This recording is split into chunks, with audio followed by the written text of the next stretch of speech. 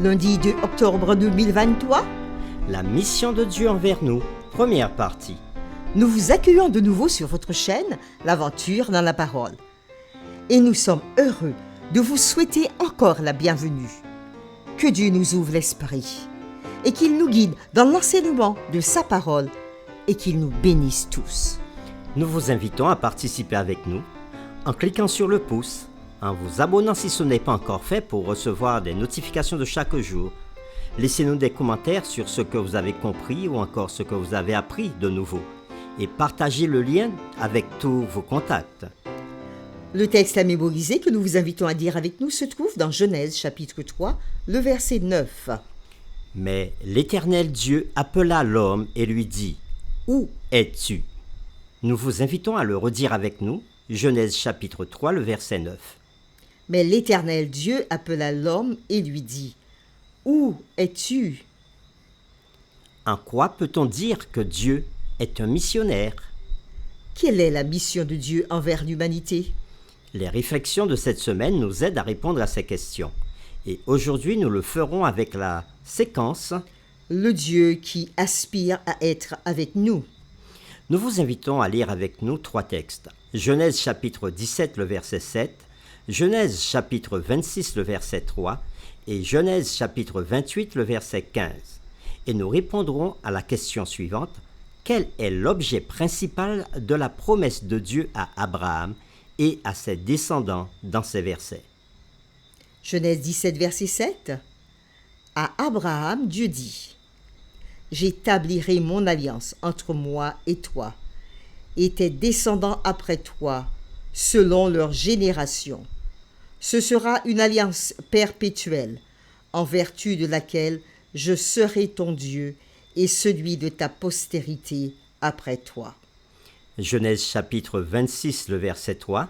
Ici, c'est à Isaac que Dieu parle et lui dira : « Séjourne dans ce pays-ci, je serai avec toi, et je te bénirai, car je donnerai toutes ces contrées à toi et à ta postérité, et je tiendrai le serment que j'ai fait à Abraham ton père. » Et dans Genèse chapitre 28, le verset 15, c'est à Jacob que Dieu dira : « Voici, je suis avec toi, je te garderai partout où tu iras, et je te ramènerai dans ce pays, car je ne t'abandonnerai point que je n'ai exécuté ce que je te dis. » Après lecture de ces 3 textes, Genèse 17, verset 7, Genèse 26, verset 3 et Genèse 28, verset 15, répondons donc à la question : quel est l'objet principal de la promesse de Dieu à Abraham et à ses descendants dans ces différents versets ?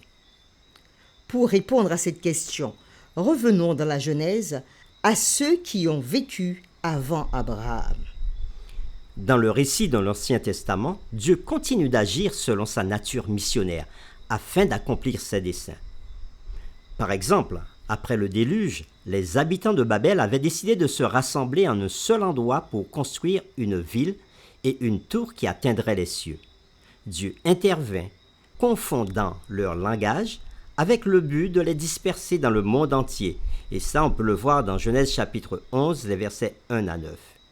Dieu élargit ensuite sa mission, appelant Abraham, qui devint plus tard Abraham, à être un canal de ses bénédictions pour le monde entier, ce que nous lisons dans Genèse chapitre 12, les versets 1 à 3. D'après les 3 textes que nous avons lus précédemment, nous pouvons dire que les promesses de Dieu à Abraham et à ses descendants étaient multiples, mais l'une d'entre elles émerge avant tout. Plusieurs fois, Dieu leur déclara essentiellement : « Je serai ton Dieu, je serai avec toi, je suis avec toi. » Et au fur et à mesure que l'histoire avance, Joseph, un fils de Jacob, un descendant d'Abraham, alla en Égypte, mais comme un instrument de salut pour son peuple. À chaque étape de l'expérience de Joseph, même dans les moments les plus difficiles de sa vie, la Bible affirme que l'Éternel fut avec lui. Nous pouvons le voir dans Genèse chapitre 39, le verset 2. Lisons-le. L'Éternel fut avec lui, et la prospérité l'accompagna. Il habitait dans la maison de son maître, l'Égyptien. Et dans Genèse chapitre 39, le verset 21, nous pouvons lire « L'Éternel fut avec Joseph, et il étendit sur lui sa bonté. Il le mit en faveur aux yeux du chef de la prison. » Et dans Genèse chapitre 39, le verset 23, nous lisons « Le chef de la prison ne prenait aucune connaissance de ce que Joseph avait en main, parce que l'Éternel était avec lui, et l'Éternel donnait de la réussite à ce qu'il faisait. » Fin des lectures. Des générations plus tard, dans l'accomplissement de sa mission, Dieu envoya ensuite Moïse vers Pharaon comme libérateur de son peuple de l'esclavage égyptien. Pendant la mission de Moïse, Dieu lui dit « Je serai avec toi » dans Exode chapitre 3, le verset 12. À maintes reprises, Yahvé avait confirmé son profond désir d'être avec son peuple. Lisons maintenant Exode chapitre 29, les versets 43 et 45. Et nous répondrons à la question suivante. Quel était l'un des principaux objectifs du sanctuaire de l'Ancien Testament? Nous lisons Exode chapitre 29, verset 43. « Je me rencontrerai là avec les enfants d'Israël, et ce lieu sera sanctifié par ma gloire. » Et dans Exode chapitre 29, le verset 45, il est dit « J'habiterai au milieu des enfants d'Israël, et je serai leur Dieu. » Répondons donc à cette question, quel était l'un des principaux objectifs du sanctuaire dans l'Ancien Testament? Dieu avait décidé d'être avec ses enfants d'une manière différente.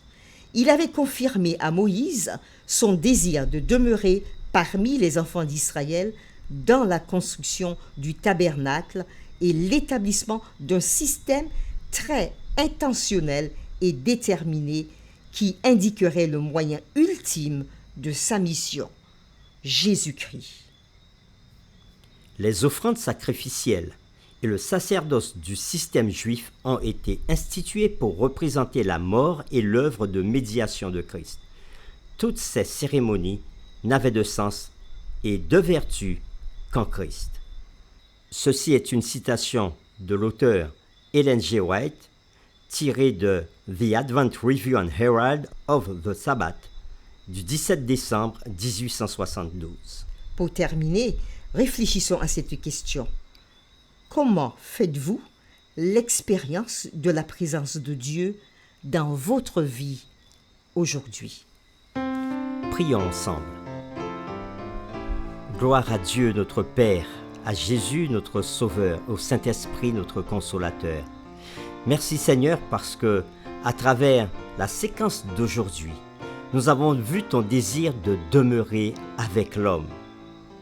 Et nous l'avons vu en commençant par parler de l'expérience d'Abraham et de ses descendants, Isaac, Jacob et plus tard Joseph.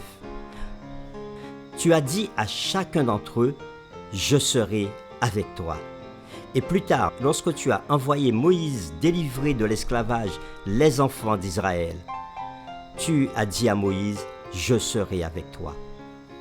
Et après, lorsque le peuple fut dans le désert, tu as dit à Moïse de construire un sanctuaire afin d'habiter au milieu de ton peuple.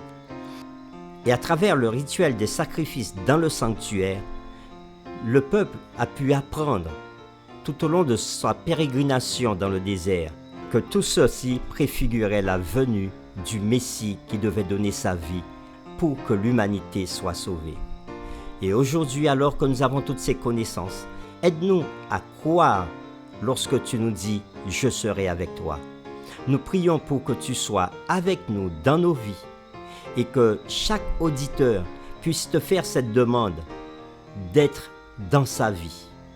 Et alors, nous savons que tu répondras favorablement parce que tu dis encore aujourd'hui à ceux qui te cherchent « Je serai avec toi » ou encore « Je suis avec toi ». Merci pour cette belle déclaration rassurante que tu nous donnes. Nous t'avons prié au nom de Jésus. Amen.